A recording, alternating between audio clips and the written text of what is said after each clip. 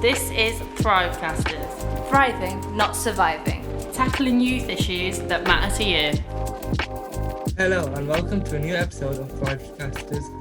Today we are joined with two special guests, but first you are joined with me, Adam. My Instagram is AADAM_MLTARA. I'm Jedane. My Instagram is JADANAY. Hello, I'm Sophie and my Instagram is @SophieBarma7. Hi, I'm Chloe and my Instagram is @ChloeLatumba. Today we are joined with two special guests. One of them is a employee at EY_Foundation, and the other one is someone who has had experience with EY Foundation. Would you like to tell us a bit about your job then, Anu? Sure. Hi, and thank you so much for having me on this. So I work for the EY Foundation. We are actually a charity that support young people across the UK. So we work with young people aged 13 to 30, but predominantly aged about 16 to 18 on paid work experience and mentoring programs. Although we operate across the whole UK, we have a Midlands hub. So I actually head up our Midlands hub and all of our young people activity across the West Midlands, with our main hub being in Birmingham. Do you think you make a good impact at your job? I hope so. I'll probably ask Olivia to answer that a little bit. But yeah, I mean, I hope so. And one of the things I love about my job is that we actually get to see the impact quite quickly. So we support young people on programs of like employability skills training and workshops, and where on the first day you might have a young person who is like so quiet, not really giving any eye contact, not really participating in anything. And then 2 weeks later, they're like the loudest in the group. They've really like made friends with everyone else. They, are the first to present. They win the award for like student of the program. It makes, in that short time, it makes like such an incredible difference.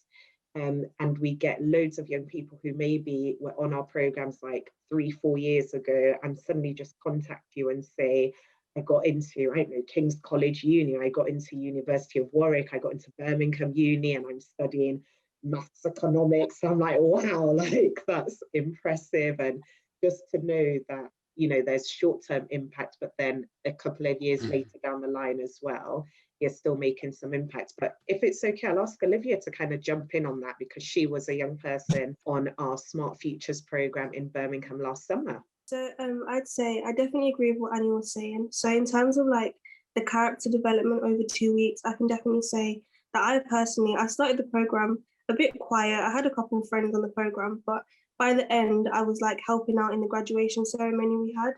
And I think the program just allowed me to speak to other young people across the Midlands and to just deepen my understanding of what the foundation does itself, but also understanding of what career I want to go into and the different industries out there.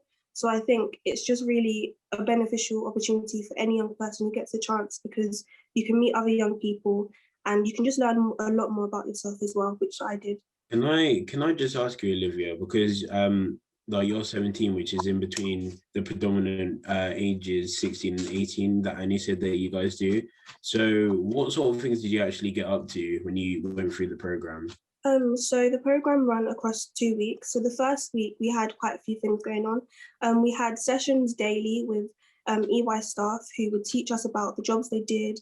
And also we basically were working towards gaining a CMI team leading qualification. So that was basically what being a team leader looks like in EY. And we had to fill in different assignments each day where we just thought about what being a team leader looked like, how we could impact our team. And I think for me that was beneficial, because I'd always thought of being a team leader in terms of like being head girl or being the head of a company. But in terms of being a team leader in a small team, I think that was really important for us. And also we had an event in the first week basically called Dragon's Den, and we had to pitch an idea to a panel of judges who were quite prestige, if I do say so myself. And it was nerve-wracking, but it was also like really fun, because I didn't know majority of the people on the program, but I was able to form a bond with them and to learn more about what careers they wanted to go into. And then in the second week, we basically had 3 days with staff of EY, and we had like different sessions. So I had sessions on consulting, and we had to pitch an idea to them on how they could help different organizations. And I think it was really important for us to have that experience, because we learned about how EY works with different companies to support them. And we also had sessions where we spoke to people from like JP Morgan and different companies like that, where you can really get an insight into the businesses and how the EY Foundation and EY itself works with them. So was it like, do you think it was beneficial to you, like mentally and like for the long run? It'll help you out in the future. Yeah, so I think it was beneficial. Like, it would have been beneficial if it wasn't locked down in the first place. But I think the fact that it was locked down and it was online, I think it was beneficial because I hadn't been doing anything apart from schoolwork. So to have the program run and to have so much involvement, active involvement, things that I could get involved in and do, I think that was really important because I hadn't expected to be to run so smoothly online, especially seeing as it was supposed to be in person. But the information that I got and the sessions I had was still as beneficial as they would have been if they were in person. All of our young people also get a mentor. So you're matched with a mentor either from like EY Foundation or any of our corporate partners. And the mentor is just kind of there to support our young people for like up to 10 months after the program. So like as you guys are going into year 13 or the equivalent and maybe thinking about, do I want to go to uni? Do I want to go into a school leaver program, and just helping and supporting with that transition. But I think what also really works well for them is that a lot of the mentors will have really extensive networks. So on one program that we had for some Stoke young people at the same time, in October half term, one of those young people, he's really interested in pharmaceuticals, but he was matched with a mentor who works in, I think, like creatives or something, but she has like a massive network. So she had a friend who was a doctor, she had a family member who was a pharmacist. So through their mentoring, she's been able to introduce him like all these different people as well. So even if it's not like directly through the mentor, there's that opportunity that opens up doors and like networking opportunities to meet other people as well. Has your program became what you envisioned it to be, or is there anything you'd want to change? Oh, that's a good question. It's definitely what I've envisioned it to be. I think, like going back to that first point about impact, just the even if it's small impact that you're able to make on one person, even if it's as small as just increased communication skills, like that's so important in the world of work anyway. And I think like we continue to work with more and more young people in the Midlands, and our Midlands region is still quite young. So we've only had this separate Midlands hub for about 2 years. So I'm really excited to kind of see like how many more young people we can work with, what other collaborations we can make in the area. So I'd really like to see like more of that, Chloe. What did your role involve, like in the foundation? Good question. So my title is Midlands Hub Leader. So I look after everything that happens in the Midlands, but I sit in our programs team. And one of the things I really enjoy about my job is that like every day is different. So for example, one day we could be arranging laptops to be sent out to the young people. So because we've gone virtual, we provide a laptop to all of the young people who are going to be doing our program. So that gets sent out to them the week before. So I could be doing anything like calling 20 young people up and saying, listen, there's a laptop coming to your house. I need your postcode. I need the correct address. To earlier today, I had a meeting with the West Midlands Combined Authority to talk about what they're doing in terms of young people in Birmingham and surrounding areas, how young people are going to be positively impacted by the Commonwealth Games and the volunteering opportunities and employment opportunities that will come out of that. over like the summer and different holidays, I'm actually delivering the programs. So in a normal world, we are in a lovely office and in a room and actually talking about leadership skills and doing group work and doing all those activities. In the virtual world, it's, you know, like this. I'm speaking to lots of different young people every day. In another world, we're like doing like our impact report and looking for case studies, quotes and photos that we can use and things. So yeah, lots of very different, always different. Is there challenges with working with young people? Like, do some of them not behave or?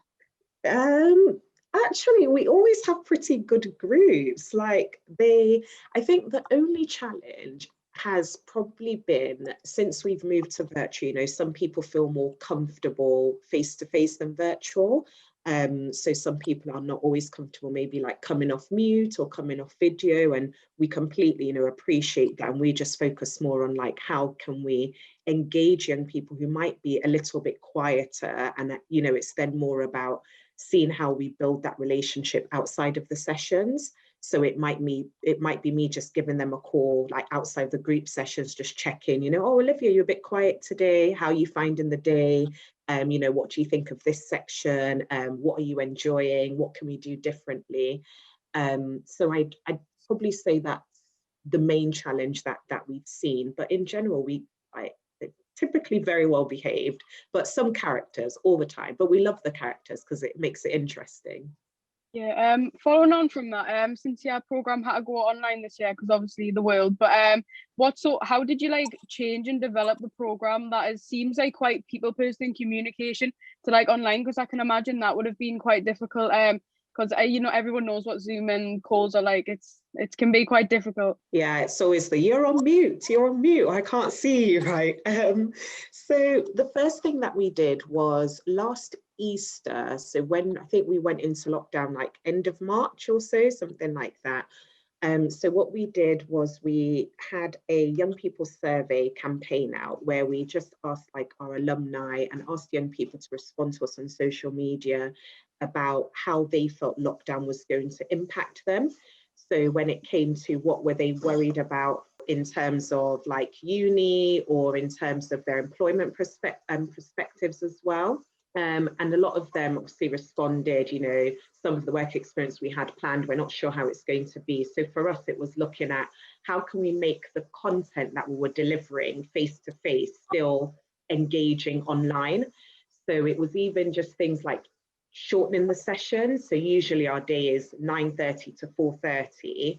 And we still did that virtually, but instead we had lots more slots where it was actually the students working in a group together in like a breakout room, or we would have a couple of hours in the day where it was like independent study. So you'd go off and kind of do your own studying, and then we'd come back as a group. We also then made sure that in terms of like volunteers that we got engaged, we're getting people from all different locations. So yes, although we're running a Midlands program, some of the dragons that Olivia might have mentioned, you know, some could have been from London, some could have been from Edinburgh, but being virtual didn't matter. And then, as I've mentioned, we made sure that we sent out like laptops and equipment as well to all of our young people so that we could make sure that they would have access to Teams and everything else that they needed for the experience. Like obviously online wasn't obviously not the greatest, like what's the word, like, oh whatever, you know what I'm trying to say. Although it wasn't the greatest, I guess you can take positives out of it because you might have like been able to like stretch your network to like people who like you wouldn't have normally like branched out, so it was probably good in the long run. How do you go and do you seek out the young people, or do they come to you, or do you go to specific areas? Like, how do you find the people for the programs? Yeah. So we work with state schools across like the Midlands in Birmingham, Coventry, Wolverhampton, and then other areas in the UK. So we would usually go out and speak like at an assembly, or we have lots of contacts with like different teachers at different schools. So we'll kind of just email them and say, you know, applications are open again, here's kind of the deadline date. And they would put students to the website and to look at the applications. Olivia, how did you hear about it? I heard about it through an assembly. So a lady came over to our school and basically talked about it, and from there I just wanted to sign up. Yeah, I think Chloe's question was good because we need to. I feel like this should really be promoted because it seems very beneficial, like, for all ages, really. But I just wanted to know, what do you sort of do with like the older groups? Because you say you work with people from ages 13 to 30. So do you sort of do the same thing that you did with like Olivia with older people? Yeah, so it's slightly different with the older age groups. So we have another two programs. One is called Our Future, which is for like 17 to 19-year-olds. It's a similar program, but the instead of 10 months, it's a 6 months program in terms of like the mentoring. And then we also have a program that is called, maybe not a program per se, but it's called Accelerate.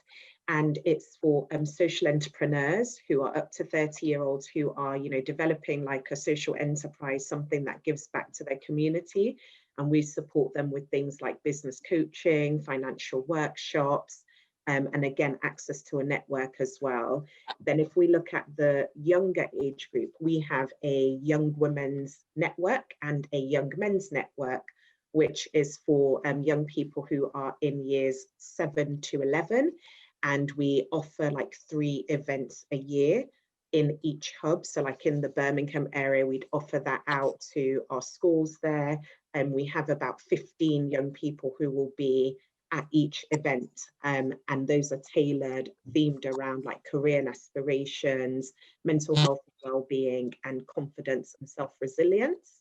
And then more widely, we run employability workshops for students in years 9 and 10 and 11.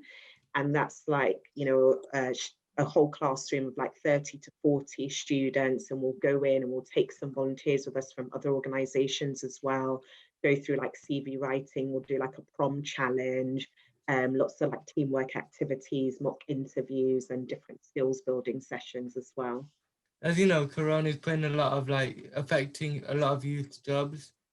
What are your top tips of getting a job during like the time we have with Corona?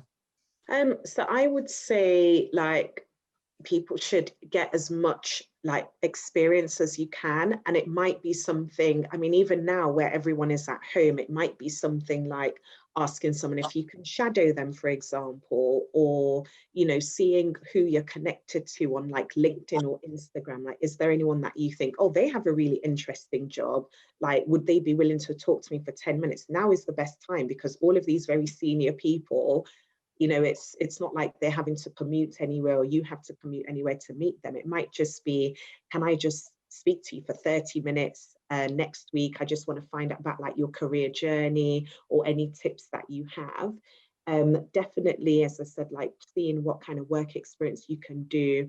And at the moment, I think there's so many opportunities for like webinars or training sessions that are online and that are most of the time free as well to young people, that you can just start to do in your spare time to start building up those skills, so that when you are applying for jobs, or if you decide to go to uni and you're putting it on your personal statement, then you've got so many examples to draw through, and that will really stand out as well, that actually they didn't let COVID or lockdown impact them. They were still out there kind of still getting the opportunities in, as creatively as they could do. Is this something you could put on your personal statement then? Or is it more just helping skills develop kind of thing? Definitely something you can put on your personal statement, because you get, so with the paid work, it's paid, so you get the paid work experience, but then as Olivia mentioned, you also get an accreditation. So that's a good one to add on to your personal statement. And even the skills that you're getting, like as Olivia mentioned, you don't know everybody that's on the program with you. So there's like networking skills, there's communication skills, there's teamwork skills, there's like adapting to a virtual world kind of skills, and how you were still able to build relationships with different people. Olivia, are you looking to uni or a job, and do you think it's something that if you were to put it on your personal statement, how would you put it? I'm looking to go to uni to study history and politics, and I know a lot of people who did the program who put EY on their personal statement, and I think they kind of just incorporated the fact that it was during lockdown that they did it online, and the skills they learned in terms of the teamwork skills and also just the communication as well. So I think it's definitely something that you can put on your personal statement and even your CV as well, because it just shows like your adaptability, like Annie said. I sort of have like a generic question for everyone here. So like in other in other podcasts that we've done, we've like talked about knife crime and like stuff that the youth has gone through, especially through lockdown, and now stuff like lockdown has affected them mentally. So do you think this program could help like troubled kids, like people that struggle with like schoolwork, or people that struggle with like staying safe, or like just not getting in trouble, really? This question is for everyone, by the way. Yeah, I guess it's something to do for them. Like the more time you spend learning something or developing whatever you need to, the less time you're doing well on the streets or doing something that you shouldn't be doing, especially since it's helping them in the way that it's helping them. Yeah, I think like I agree with Chloe's point, but there are some disadvantages of it. For example, like they could somehow interfere with the program, as in if you're on a strict schedule to do something, they could like delay stuff for it to going on, and they can like mess about, which means like that one exact person will have to have more attention on them than the other kids around them, which could the other people wouldn't be able to get the proper program, like, you know, in absorb yep. all the stuff you learn. What do you think, Sophie? Yeah, I think programs like this are like amazing, because I feel like, especially in a time where like everyone kind of lost hope and was just like, oh, we didn't even know what's going to happen next. Like I feel like programs like this are kind of like saying to kids that maybe haven't always like got on with the education system or like thrived in academics, it's given them hope and given them skills that, although they might not be able to exceed academically, they've got skills that they can like, that are quite transferable and that they can apply to jobs that they want to do. And yeah, I feel like it just brings kids more, I don't know, just, well, I hate the word kids, by the way, young people, sorry, I don't like that word, but I think it just really like grounds them, and just, I feel like it'll be one of them experiences where afterwards you'd leave with a lot of like motivation, because like when you're surrounded by young people who want to do good things, you feel like you've got to follow in a good way, not in a, like a sheep way, but yeah. Yeah, I think it's just something that offers out a lot of opportunities, because like me personally, I know a lot of people that like don't come to school, or like just don't really like get along with many people. They get into trouble a lot. And I feel like if that was me in that position, I could sign up to this and like maybe get a starting point in my life, start like getting some skills and earning some money, you know. Yeah, especially with the mentor, it would help you understand, if that's not the way for you going to school, that there's always another direction to go in life. Yeah. In terms of like the mentor as well, definitely, even though like the program is 2 weeks, you have the possible 10 months of having a mentor. And I think having that one-to-one like contact and speaking to someone about potentially what you're going through, what your plans for the future is like so important. So I think there's definitely some positives for that. And also even just the fact that you're in a group of people that you don't know. A lot of the people in the program that I met were extremely ambitious and just individuals that I look up to, I think, because of their own talents and their aspirations. So I think definitely being surrounded by other young people who might not be interested in the same things as you, but have like the same values as you, I think that's really important, and it helps definitely. So have you worked with any like troubled young people, Anu? Not with the EY Foundation, no, because we typically like work with the school, who will then kind of tell the young people about it. I guess with our programs, like some of the young people, I think, like as Olivia's mentioned, there's some level of kind of like self-motivation, because they do like a online application, which is really just kind of capturing like your details and your information, and then they're invited to like a telephone chat. So it's like a 20-minute chat with me or a colleague, and it's just understanding like, why did you apply for the program, what do you want to get out of it, like examples of maybe when you've like worked in a group and what your role was, and whether that's, you know, it could be like hobbies. People will talk about like their hobbies, or whether they've been like in a basketball team or in a football team or things like that. But I think there's some amazing like organizations out there that do targeted work for young people who might be going through other things, and that this could be a good complement to it in terms of, okay, if you're getting that support from another organization or another coach, for example, then this is an excellent complement to it in terms of like looking at developing your employability skills or what you want to do next. How much does like the work experiences usually pay? All of it's paid. So it's it starts with 2 weeks of work experience, and then the rest of it is the mentoring, which is like between you and your mentor, kind of deciding when you guys are free for your monthly sessions. But the whole 2 weeks is paid. And trust me, anytime we ask any of our young people, like, why did you apply? They're like, because it's paid. I was like, okay, well, that's it's a good enough, you know, it's good motivation, but they're getting the best of both worlds. So you're earning a little bit of money, but you're also getting some skills and like access to a mentor. So I'm really glad that we pay young people to be on the program, because I think it's valuable work experience, and you know, it's your time as well. So really important. Yeah, sorry, around how much does it pay us? Sorry. Oh, well, now that would be telling, Chloe. But it's good, I would say. It's competitive.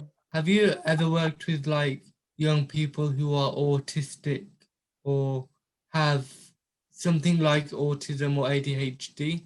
And do you offer them some extra support with that? So what happens is that when young people apply for the program, on the application form, they can like select any of those things, and that will flag up to us. And with the teachers as well, because we have really good relationships with the teachers. So they'll also tell us if, for example, like a student gets like extra time in exams also.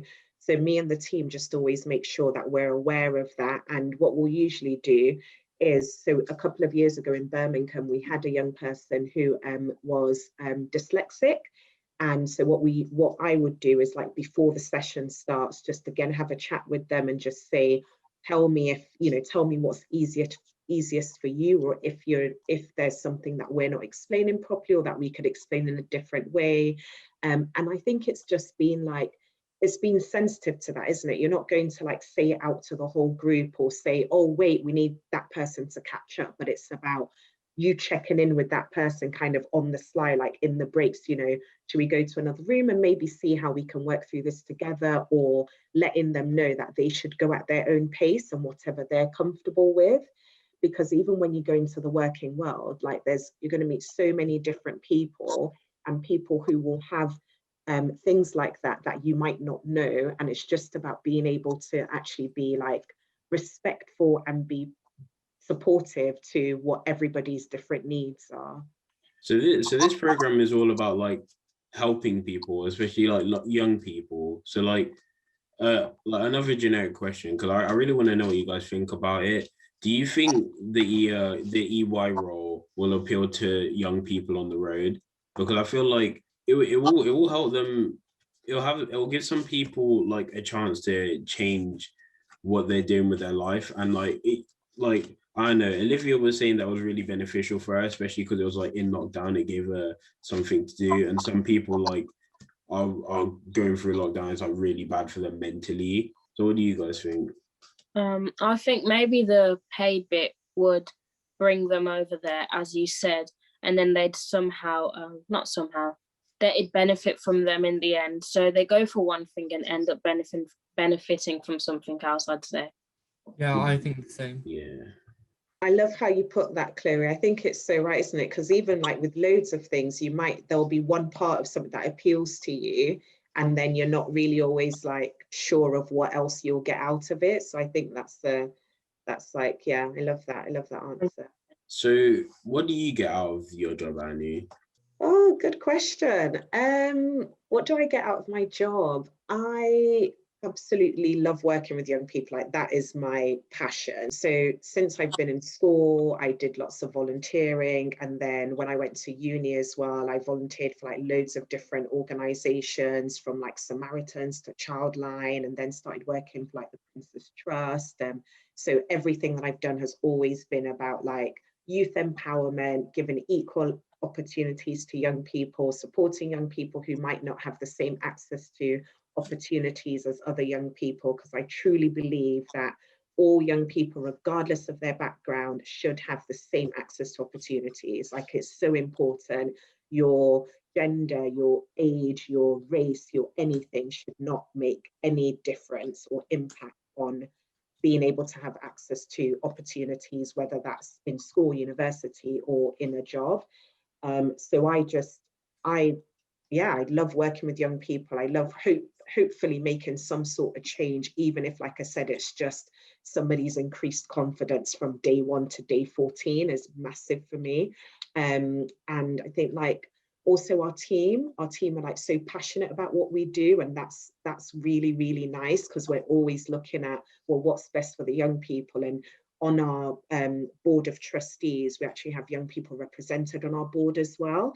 And then we have a youth advisory board that is a group of young people, some who are alumni from our programs. So we always go to them to, like, consult them on, yeah, I might think this is a great idea, but they're like, no, not cool at all. Like, a 17-year-old is not going to be interested in that. And I'm like, why not?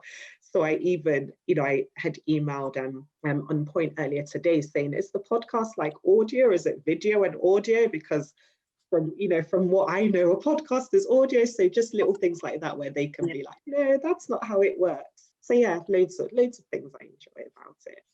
So you actually brought up stuff that we've spoken about in other podcasts, like racial interactions with people and, like, having the same opportunities as other people in different minority groups. So, like, what's it like for you being Black working in this organization? Has there been, like, any challenges, or has there been any benefits from it as well? I'm really pleased that I work for a very diverse organization. And so, yeah, we are very kind of diverse across our team, across our board, across our youth advisory board, which I'm really happy about. Never faced any challenges at the EY Foundation because of my race. And actually, I was really proud of us last year, because in response to the awful murder of George Floyd and everything that happened, we then launched 11 anti-race commitments, which are all about ensuring racial equality, not only in our team, but for the young people that we support as well, but also just creating a sense of culture of belonging, so that when young people join our programs, they know that, again, regardless of whatever it is, that there is a culture of, appreciating this diversity, and that people bring different things to a group. So yeah, I've had no challenges, actually quite the opposite. Really, really proud that we made some, like, race commitments. I co-chair our Race Forward group. So that's what we've called our kind of diversity group that's focused on racial equality. Does anyone else have any more questions or opinions they would like to speak about? I was just going to say, off the back of what Anu said, I think the fact that, like, I'm obviously a young Black girl, and being able to see a Black woman in that situation, and her presence and her position, I think it was really nice, because I hadn't expected to see a Black woman heading the program. And I think it was just so lovely how diverse the team is, because the West Midlands is such a diverse region, and the team definitely reflects the region and reflects who we are as young people. So I think there was definitely a level of comfortability there and trust for everyone on the program, because we felt like we were being represented by people who knew about our culture, knew about the things that we'd find funny, and just, like, different things like that. So I think that's also a plus side to the program as well, definitely. Yeah, that's great. Yeah, I think that's a good part to it as well, because it's like it's not a thing where it's like, oh yeah, there's only this minority group there and that group there, so it's all like all one thing. And like, if you go there, some people feel uncomfortable because it's like, oh yeah, I'm the only person that's part of this group there, for example. So I feel like having a mix of everyone is just great, especially because like Olivia said, you get a lot of opportunities out of it, and you can make loads of friends from it as well. Thank you, Anu and Olivia, for joining us today. We really enjoyed it. I hope everyone else has enjoyed today's podcast. If you would like to carry on the conversation and find out more about EY Foundation, you can go to the EY Foundation Instagram page, which is at EY_Foundation, and you can follow our page, which is at OnPointWM. Thank you for listening. Thank you so much, guys. It was really, really nice to talk to you. Thanks for having us on your podcast. I love what you guys do. I think it's great that the podcast is like led by young people. Thank you for joining us today. Don't forget to follow us on social media at OnPointWM and #ThriveCasters. Join us next time for more conversations that matter to you.